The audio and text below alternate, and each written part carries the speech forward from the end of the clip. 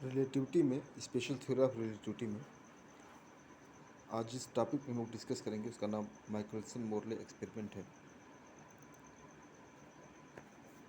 ये एक्सपेरिमेंट 1819 में दो अमेरिकन साइंटिस्ट थे, माइकलसन एंड मोरले।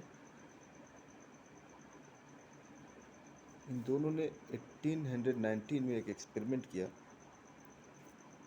एक अपने आप में एक माइल्ड स्टोन एक्सपेरिमेंट था ये।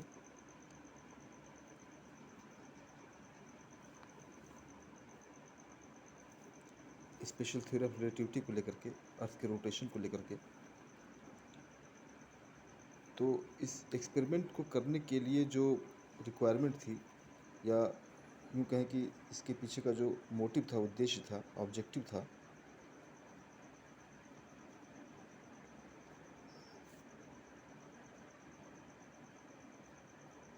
तो एक्सपेरिमेंट को करने का जो ऑब्जेक्टिव था, पहले इस पर हम लोग डिस्कस करना। तो एक्चुअली में इस एक्सपेरिमेंट को करने से काफ़ी पहले 1864 में जेम्स क्लार्क मैक्सवेल, जिसे हम लोग मैक्सवेल के नाम से भी जानते हैं, मैक्सवेल सर ने, इन्होंने एक थ्योरी दी थी इलेक्ट्रिसिटी और मैग्नेटिज्म को लेकर के। और इन्होंने ये कहा था कि अपनी थ्योरी देने के बाद, इलेक्ट्रिसिटी और मैग्नेटिज्म बेस्ड थ्योरी थी इनकी, और उन्होंने ये कहा था कि लाइट जो हम तक पहुंचती, लाइट इज़ इलेक्ट्रोमैग्नेटिक वेव। ये उन्होंने इक्वेशन दिया था, और इक्वेशन से ये उन्होंने कॉन्सेप्ट दिया कि जो लाइट हम तक आती है, चाहे कहीं से भी आए, वो लाइट एक्चुअली में इलेक्ट्रोमैग्नेटिक वेव होती है, यानी कि विद्युत चुम्बकीय तरंगे। तो 1864 में, जैसा कि उस वक्त लोग साइंस डेवलप है, जो भी कंडीशन रही साइंस की, उस वक्त जो वेव होती थी, वो लोग वेव आमतौर पे मैकेनिकल वेव ही थी, उस वक्त लोग समझते थे, जिसके बारे में ज़्यादा नॉलेज थी मैकेनिकल वेव के बारे में, जैसे कि साउंड वेव, वाटर वेव,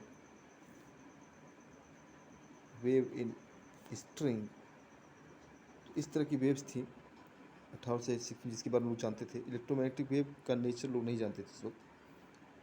तो 1864 में जब उन्होंने ये कॉन्सेप्ट दिया, जैसी मैक्सवेल ने, जेम्स क्लर्क मैक्सवेल ने, कि लाइट जो हम तक आती है वो इलेक्ट्रोमैग्नेटिक वेव है, तो उस वक्त वेव के बारे में लोग ये जानते थे कि to propagate any wave, to propagate any wave, there must be needed a medium. यानी कि उस 1864 तक लोग ये मानते थे कि किसी भी वेव को चलने के लिए एक माध्यम या एक मीडियम की आवश्यकता होती है। जैसे कि साउंड वेव की बात करेंगे हम, तो साउंड वेव को अगर प्रोपेगेट करना है तो उसके लिए हमको एक मीडियम चाहिए, जिसे हम लोग एयर कहते हैं। एयर नहीं होगा तो साउंड प्रोपेगेट नहीं करेगी, या स्टील हो या कोई मेटल हो, मतलब उसको प्रोपेगेट करने के लिए एक मीडियम की आवश्यकता होती है। ठीक उसी तरीके से वाटर वेव को अगर हम ले लें, तो पानी की जो लहर होती है, पानी जो वेव्स बनती है, उसके लिए भी हमको मीडियम चाहिए, जिसे हम लोग वाटर कहते हैं, वाटर। तो इसके लिए मीडियम एयर हो गया, साउंड के लिए, वाटर के लिए वाटर। इस तरह स्ट्रिंग में अगर तनी हुई रस्सी में या डोरी में अगर वेव प्रोड्यूस करना हो, तो हमको जो मीडियम चाहिए वो वायर चाहिए। स्ट्रिंग में अगर हम प्रोड्यूस करना चाहें वेव, तो वायर चाहिए या थ्रेड चाहिए, रस्सी चाहिए। तो कोई न कोई एक मीडियम चाहिए। उस वक्त ऐसा लोग मानते थे 1864 में, जब मैक्सवेल ने अपना कॉन्सेप्ट दिया। तो लोगों ने कहा कि अगर लाइट, जो लाइट आती है हम तक, अगर ये इलेक्ट्रोमैग्नेटिक वेव है, तो इसको भी चलने के लिए कोई मीडियम चाहिए, जैसा कि साउंड या वाटर के साथ था। तो अब लाइट हम तक काफ़ी दूर से आती है, सन हो गया, या उसके काफ़ी ऊपर चले तो स्टार्स हो गए, गैलेक्सी हो गए, तो ये हमसे करोड़ों अरबों किलोमीटर की दूरी पर हैं, और यहाँ से हम तक लाइट आती है। तो बट नेचुरल सवाल था कि अगर लाइट आती है और लाइट इलेक्ट्रोमैग्नेटिक वेव है, तो कोई न कोई ऐसा मीडियम होगा जो लाइट को लेकर आता है, जैसा कि साउंड में या वाटर में था। तो उस वक्त तक 1864 में इसका जवाब नहीं मिला किसी को कि एक्चुअल में वो मीडियम है क्या जिसमें से लाइट होकर आती है, लाइट को प्रोपिगेट करने के लिए जो मीडियम चाहिए वो कौन सा मीडियम है। तो काफ़ी साल तक इसका आंसर नहीं मिला, और इसी मीडियम को खोजने के लिए कि वो मीडियम कौन सा है जिसमें लाइट आती है, इसी मीडियम को खोजने के लिए माइकलसन एंड मोरले ने 1890 में एक एक्सपेरिमेंट किया। उस जेसी मैक्सवेल के स्टेटमेंट के 26 ईयर्स बाद एक एक्सपेरिमेंट किया, यानी कि 26 ईयर्स तक लोग नहीं समझ पाए थे कि आखिर वो मीडियम कौन सा है जिसमें लाइट जाती है। तो 1819 में माइकलसन एंड मोरले ने एक एक्सपेरिमेंट किया जिसका नाम माइकलसन मोरले एक्सपेरिमेंट पड़ा।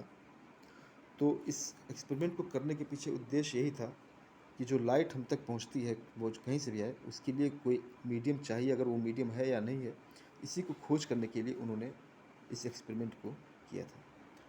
तो उस वक्त एक्सपेरिमेंट को करते समय कोई एक्सपेरिमेंट से रिलेटेड कोई थ्योरी नहीं थी, या यूँ कहें कि कोई एक्सपेरिमेंट को करने के लिए कोई ऑपरेटर्स नहीं था। तो इन दोनों लोगों ने एक ऑपरेटर्स बनाया इस एक्सपेरिमेंट को करने के लिए, जिसका नाम रखा गया माइकलसन मोरले इंटरफेरोमीटर। इंटरफेरोमीटर इस ऑपरेटर्स का नाम रखा गया, इन्होंने खुद बनाया था ऑपरेटर्स। और ये जो बेस था थ्योरी, जिस थ्योरी पे बेस्ड था थ्योरी, ये जो एक्सपेरिमेंट किया गया वो थ्योरी जो बेस्ड थी, वो पहली थ्योरी ये थी कि बेस्ड ऑन पहली थ्योरी थी गैलीलियन ट्रांसफॉर्मेशन।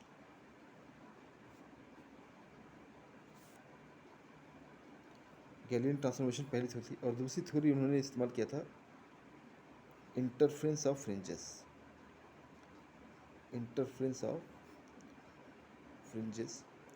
तो इसके बारे में बात करेंगे। तो सबसे पहले हम ये देखते हैं कि इन्होंने ऑपरेटर्स जो बनाया अपना एक्सपेरिमेंट को करने के लिए, वो ऑपरेटर्स कैसा था, और इसमें गैलीलियन ट्रांसफॉर्मेशन का यूज़ किया उन्होंने कैसे किया, और इंटरफ्रेंस ऑफ फ्रिंजेस को कैसे इस्तेमाल किया। तो सबसे पहले हम इसके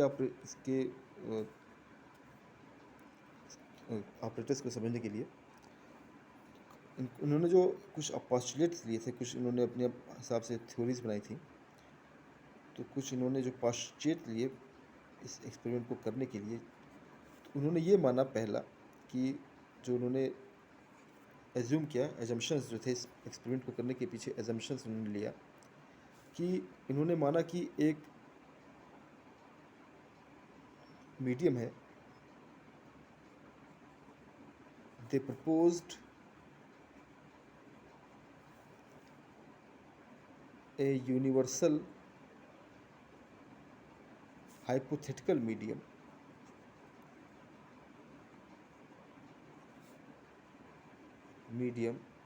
called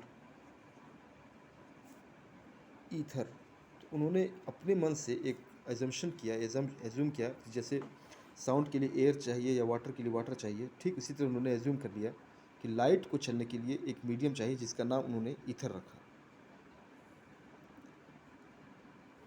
ये ईथर एक्चुअली में उनका एज्यूम किया हुआ था, और उसकी कुछ प्रॉपर्टीज़ थी जो उन्होंने बताया कि अगर ईथर होता तो उसकी प्रॉपर्टीज़ क्या होती।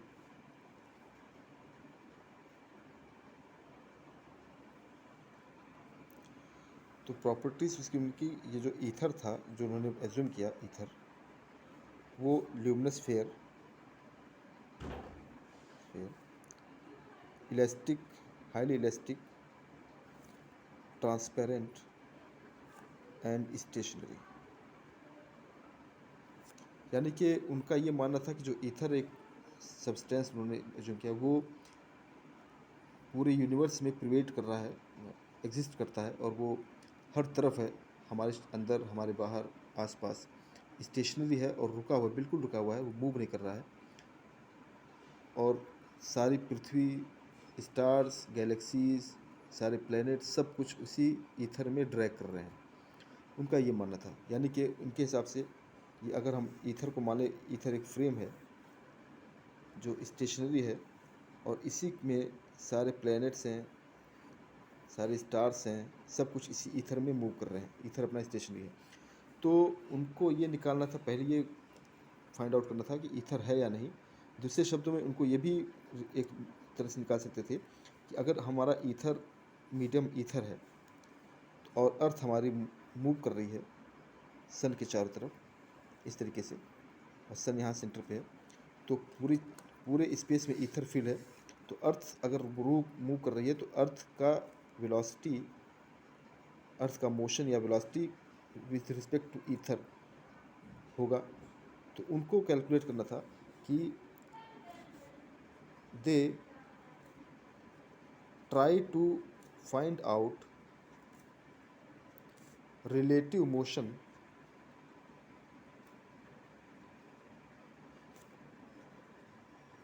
बिटवीन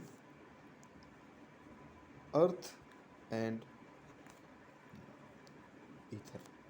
तो उनका ये भी उद्देश्य था कि अगर हमारा ईथर जो कि एज्यूम किया गया था वो रुका हुआ है, स्टेशनरी है पूरे वर्ल्ड में, पूरे यूनिवर्स में, तो अर्थ उसमें ड्रैग कर रहा है चारों तरफ, सन की चारों तरफ, तो उसकी रिलेटिव स्पीड इसके ईथर के रिस्पेक्ट में होनी चाहिए। अगर हमारा एक स्टेशनरी है दूसरा मूव कर रहा है, तो जस्ट लाइक हम लोग जब किसी रोड पर या मूव करते हैं, सड़क पर चलते हैं, तो हमारी सड़क जो होती है, रोड होती है, वो स्टेशनरी होता है, और हमारी जो व्हीकल होती है वो मूव करती है। तो हमको एक रिलेटिव मोशन मिलता है इस रोड के और व्हीकल के बीच में। ठीक उसी तरीके से उन्होंने जूम किया कि हमारा ईथर रुका हुआ है और अर्थ उसमें ड्रैग कर रहा है, चल रहा है चारों तरफ, तो दोनों के बीच में एक रिलेटिव मोशन होना चाहिए। तो इस एक्सपेरिमेंट को करने के लिए उन्होंने जो अपना ऑपरेटर्स बनाया था उसका नाम माइकलसन मोले इंटरफेरोमीटर था, और उसको बनाने का जो कॉन्सेप्ट था वो, या उसकी बनावट कहीं या डिस्क्रिप्शन कहीं, वो कुछ इस तरीके का था। Description of Michelson Morley interferometer. तो उन्होंने सिंपली क्या किया कि एक टेबल लिया बड़ा सा, मान लिया ये टेबल है,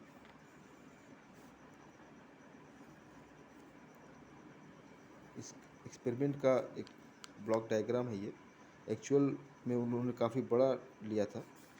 ये टेबल हमने मान लिया, इमेजिन कीजिए ये टेबल है, और ये टेबल अर्थ पे रखा हुआ है, ज़मीन पे रखा हुआ है, पृथ्वी पे। और उन्होंने क्या किया कि एक शीशा लिया, मिरर लिया, एक मिरर को यहाँ लगा दिया अर्थ टेबल पे, यहाँ पे ये मिरर ले लिया, एक M1 नाम दिया, और ठीक एक मिरर यहाँ पर लगा दिया इसके परपेंडिकुलर यहाँ पे। तो ये दो मिरर हो गए अपोजिट, बिल्कुल 90 डिग्री पे, M1 M2, दो मिरर हो गए, यहाँ पे रखा हुआ है, दोनों एक दूसरे के परपेंडिकुलर है।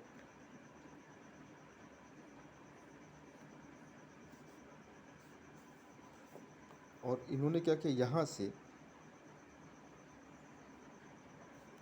इस अपोजिट साइड से, यहाँ से एक प्रकाश है, लाइट डाला इस तरीके से, जो मोनोक्रोमेटिक लाइट थी, ये लाइट इस सोर्स से आ रही है, मोनोक्रोमेटिक लाइट थी। अब अगर ये लाइट आएगी तो सीधे इस प्लेट पर आएगी, तो इसको टर्न करने के लिए यहाँ पर उन्होंने एक प्लेट लगा दिया 45 डिग्री पे, एक ट्रांसपेरेंट प्लेट लगा दिया, ग्लास प्लेट लगाया। और ग्लास प्लेट की खासियत ये थी कि ये प्लेट हाफ सिल्वर था और हाफ ट्रांसपेरेंट था, यानी कि इसका हाफ पोर्शन सिल्वर था, फुल्ली सिल्वर रिफ्लेक्टेड, और हाफ पोर्शन ट्रांसपेरेंट था। तो इसकी वजह से ये प्लेट, जो पी प्लेट है, इसने इस लाइट को दो पार्ट में स्प्लिट कर दिया। एक तो ट्रांसपेरेंट से लाइट सीधे निकल गई M2 की तरफ, और दूसरी लाइट निकल गई अपोजिट साइड में M1 की तरफ। बीच पे रखा हुआ है। अब ये लाइट दोनों साइड पे जा रही है, तो ये M1 की तरफ जो जाने वाली लाइट है, ये M1 पे पड़ेगी और वहाँ से रिफ्लेक्ट होगी। ठीक उसी तरीके से M2 पे जाने वाली लाइट भी, ये दोनों परपेंडिकुलर है, M1 M2 दोनों परपेंडिकुलर हैं, और इनकी डिस्टेंस एग्जैक्टली सेम है। दोनों मिरर इस प्लेट से बराबर की दूरी पर रखे गए हैं।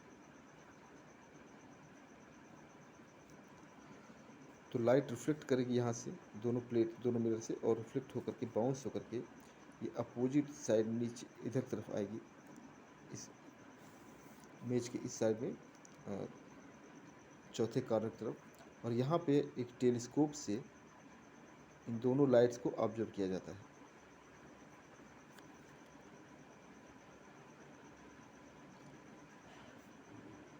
अब चूँकि ये मेज हमारा अर्थ पे रखा हुआ है और पूरा अर्थ मूव कर रहा है v वेलोसिटी से, इस डायरेक्शन में मान लिया v वेलोसिटी से अर्थ मूव कर रहा है, तो ये पूरा सिस्टम, मेज, सारे मिरर, सब कुछ अर्थ के साथ ही मूव कर रहा है आगे। तो निकालना इसमें ये था, ये कैलकुलेशन ये करना था उनको कि जो लाइट आ रही है दोनों मिरर से, M1 से और M2 से, उन दोनों का टाइम क्या है, यहाँ से यहाँ तक जाने में और आने में जो टाइम लगना चाहिए लाइट को, वो कितना लगना चाहिए। उन्होंने इस बात को कैलकुलेट किया और इसी बेस पे उन्होंने रिलेटिविटी, गैलीलियन ट्रांसफॉर्मेशन और इंटरफेरेंस ऑफ फ्रिंजेस को रूल आउट किया लगा करके। उन्होंने ये निकाला कि दोनों का टाइम पीरियड, टाइम जो लग रहा है लाइट को आने में और जाने में, वो सेम है या अलग अलग है। तो ये एक्सपेरिमेंट उन्होंने किया था। तो इस एक्सपेरिमेंट को हम डिटेल में चलेंगे, थ्योरी में आते हैं, इसके थ्योरी में आते हैं 6 मिनट। तो यहाँ पे हम देख रहे हैं कि दो मिरर से, मिरर M1 है और M2 है। तो इसको फिगर आउट अगर हम करें तो ये हमारा, हमने मान लिया मिरर है, ये हमारा M1 है, ये मिरर हो गया M1, और ठीक इसके परपेंडिकुलर, जैसे इस इमेज में दिखाया गया है, इसके परपेंडिकुलर एक दूसरा मिरर रखा गया, ये मिरर M2 हो गया।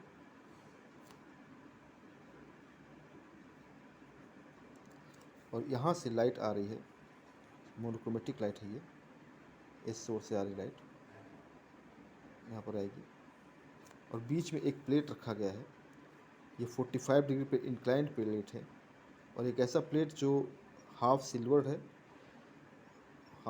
है और हाफ ट्रांसपेरेंट है, ये प्लेट है, इसका नाम P दिया गया, प्लेट का नाम। तो यहाँ से जो लाइट है, ये प्लेट इस लाइट को स्प्लिट कर देगा, इसे बीम स्प्लिटर भी कहते हैं। एक लाइट ऊपर की तरफ जाएगी परपेंडिकुलर M1 की तरफ, और एक लाइट दूसरे मिरर पे जाएगी। ये दोनों लाइट जाएंगी और वापस रिफ्लेक्ट होंगी, और दोनों रिफ्लेक्ट होने के बाद सामने टेलीस्कोप में दोनों के बीच में इंटरफेरेंस होगा। इन दोनों लाइट के बीच में एक सामने से आ रही है और एक परपेंडिकुलर आ रही है, दोनों के बीच में इंटरफेरेंस होगा और फ्रिंजेस बनती हैं। इसी फ्रिंजेस को काउंट करना होता है। तो इसमें उन्होंने ये माना कि ये जो डिस्टेंस, ये मिरर है M1 M2, ये दोनों इक्वल डिस्टेंस पे हैं, ये दोनों डिस्टेंस बिल्कुल सेम है, और अर्थ हमारी इधर रोटेट मूव कर रही है v वेलोसिटी से। तो अब हमको टाइम ये निकालना था कि P से, इस P प्लेट से M1 की तरफ जाने वाली लाइट और आने वाली लाइट, यानी कि PM1 और M1P कितना टाइम लगा, और यहाँ अपोजिट जाने में कितना टाइम लगा, आने में जाने में। इसको हमने मान लिया T1, इसको हमने मान लिया T2। तो दो टाइम निकला लाइट का, T1 time taken by light from P to M1 and back to P, यानी कि P प्लेट से, इस पॉइंट से M1 तक जाने में और आने में कितना टाइम लगा, T1 मान लिया। और ठीक उसी तरीके से T2 मान लिया हमने कि इस लाइट को P से M2 में जाने में और आने में कितना टाइम लगा। T2 the time taken by light from P to M2 and back to P। तो इन दोनों टाइम को कैलकुलेट करना था, जाने में और आने में कितना टाइम लगा। ये उन्होंने एक्सपेरिमेंट को करने से पहले थ्योरी पे उन्होंने कैलकुलेट किया, थ्योरेटिकली कैलकुलेट किया कि टाइम कितना लगना चाहिए। तो इसको करने के लिए इस एक्सपेरिमेंट को दो पार्ट में डिवाइड करते हैं। एक तो टाइम जो लगा पी से एम की तरफ जाने में और दूसरा पी से एम की तरफ जाने में।